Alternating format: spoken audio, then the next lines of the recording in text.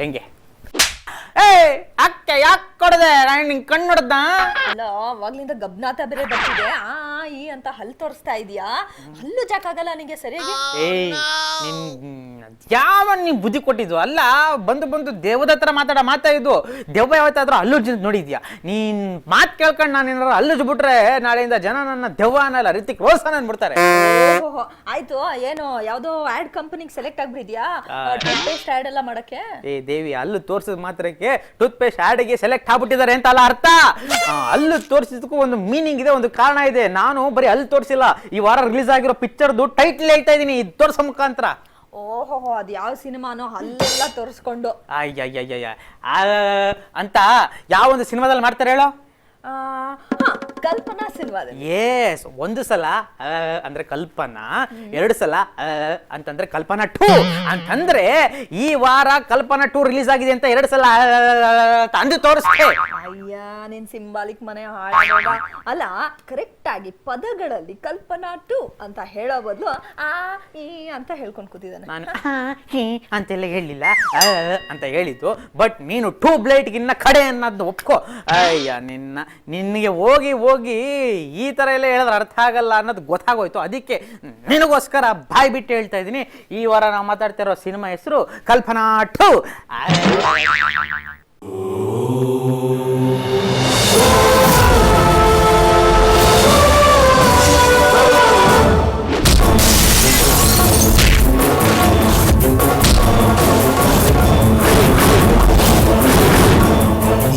ಜಡೆ ಶಿವ, ಕೆಟ್ಟ ಶಿವ. ದೇವಿ, ನಿಜಕ್ಕೂ ಕೂಡ ಕಲ್ಪನಾ 2 ಚಿತ್ರ ಭಯಾನಕವಾಗಿದೆ.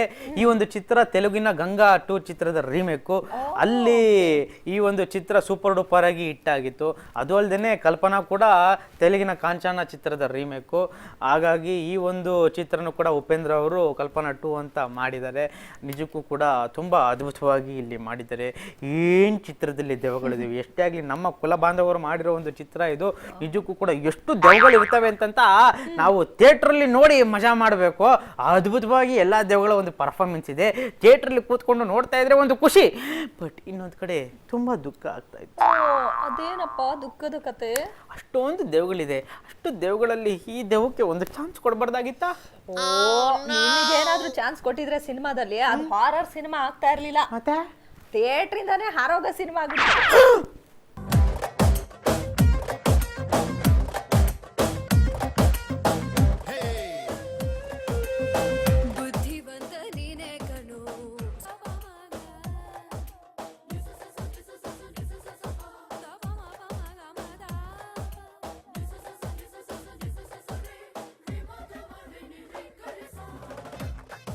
ಫ್ಯಾಮಿಲಿ ಎಂಟರ್ಟೈನರು, ತಮಿಳಿಗಿಂತ ಸೂಪರ್ ಆಗಿದೆ. ಒಳ್ಳೆ ಎಂಟರ್ಟೈನ್ಮೆಂಟ್, ಎಲ್ಲರೂ ಬಂದು ನೋಡ್ಬೋದು. ಚಿತ್ರದುರ್ಗದಿಂದ ಬಂದು ನೋಡ್ತಾ ಇದೀವಿ, ಆದ್ರೆ ಕಲರ್ ಸೂಪರ್ ಚೆನ್ನಾಗಿದೆ. ಸೂಪರ್ ಚೆನ್ನಾಗಿದೆ ಮೇಡಮ್,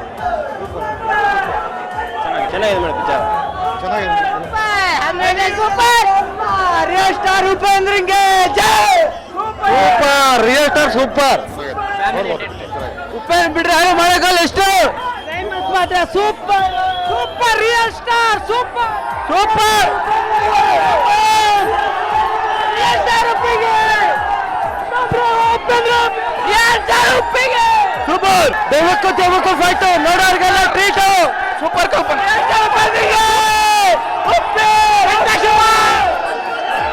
ಒಳ್ಳೆ ಸಿನಿಮಾ, ತುಂಬಾ ಚೆನ್ನಾಗಿದೆ. ಉಪೇಂದ್ರ ಅವರು ಬಹಳ ದಿನದ ನಂತರ ಒಳ್ಳೆ ಸಿನಿಮಾ ಮಾಡಿ.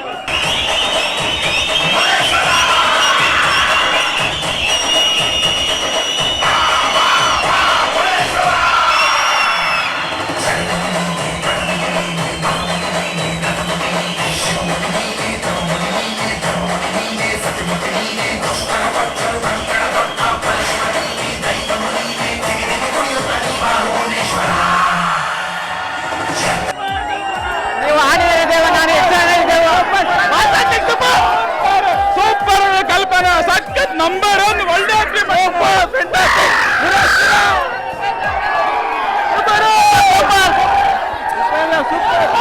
ಸೂಪರ್.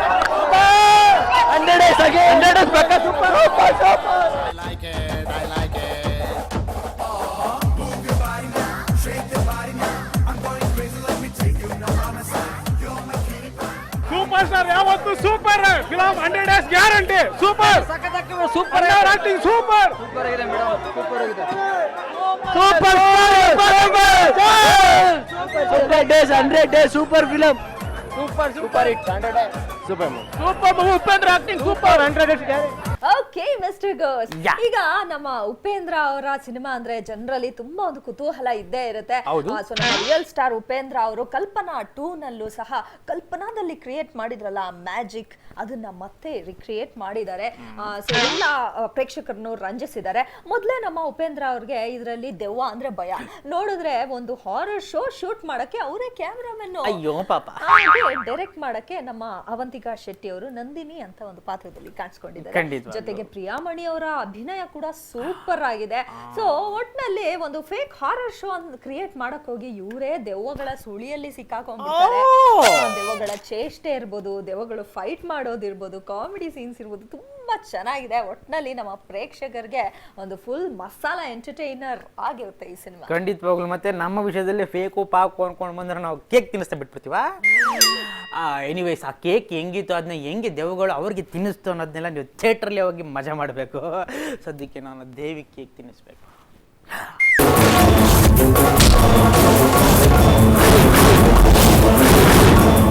ಈ ಜಡೆ ಶಿವ ಕೆಟ್ಟ ಶಿವ.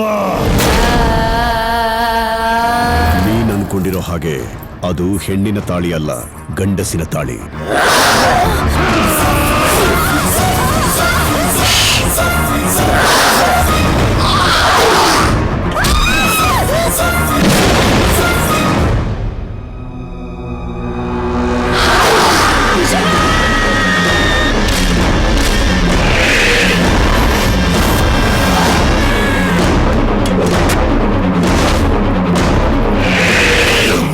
ದೆವ್ವಕ್ಕೂ ಫೈಟು, ನೋಡೋರ್ಗೆಲ್ಲ ಒಳ್ಳೆ ಟ್ರೀಟು.